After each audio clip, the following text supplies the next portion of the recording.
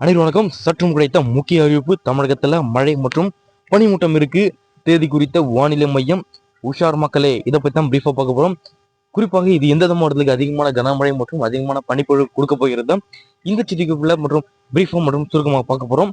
அதுக்கு முன்னாடி நம்ம சேனலுக்கு வந்திருக்கீங்கன்னா மறக்காம சப்ஸ்கிரைப் பண்ணிக்கோங்க. பக்கத்துல இருக்க பெல் ஐக்கனை கிளிக் பண்ணி ஆல்ரெடி பண்ணிக்கோங்க. முக்கியமான விஷயம், வீடியோ ஸ்கிப் பண்ணா பாருங்க. அப்பதான் நான் சொல்ற தகவல் என்னன்னு உங்களுக்கு வந்து வரும். நீங்க எந்தெந்த மாவட்டத்துல இருந்து இந்த வீடியோ பார்க்கறேன்னு சொல்லிட்டு மறக்காம கமெண்ட் பாக்ஸ்ல கமெண்ட் பண்ணுங்க. இப்போ வாங்க வீடியோக்குள்ள போகலாம். அதாவது நாடு முழுவதும் குளிரலினுடைய தீவிரம் பார்த்தீங்கன்னா அதிகமாக இருக்கிறது. இது தமிழ்நாட்டிலும் பாதிப்பை ஏற்படுத்துகிறது. இந்த நிலையில ஒரு வாரத்திற்கு மழையுடன் பனிமூட்டம் இருக்கும் என சென்னை வானிலை ஆய்வு மையம் எச்சரித்துள்ளது. இதை பத்தி தான் இந்த செய்திக்குள்ள பிரீஃபா பார்க்க போறோம்.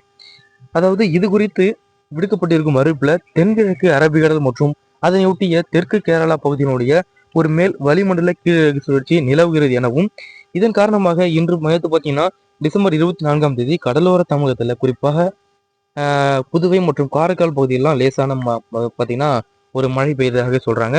ஸோ அதிகாலை வேளையில ஒரு பனி வந்து லேசான பனி மட்டும் காணப்பட்டது அப்படின்னு சொல்றாங்க. ஸோ 25ஆம் தேதி இன்று வட தமிழகத்துல ஓரிரு இடத்துலையும் புதுவை மற்றும் காரைக்கால் பகுதிகளிலும் லேசான முதல் மிதமான மழைக்கு பெய்யக்கூடும் அப்படின்னு சொல்லியிருக்காங்க.